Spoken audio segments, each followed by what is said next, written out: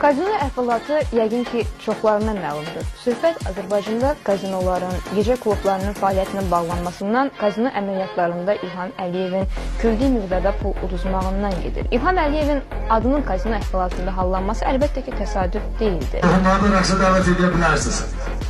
Gözünüz aydın. Allah uğra şirləsin. Ne yaxşı yanınızda düşdü dayıoğlu.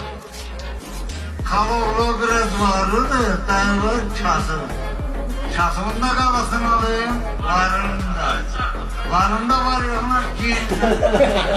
Ay sağ ol, ay dayıoğlu. Allah canınızı sağ eləsin. Gözün aydın olsun. Bir də yaxşı mahnı qohumları çağır qalsınlar rəqsədə.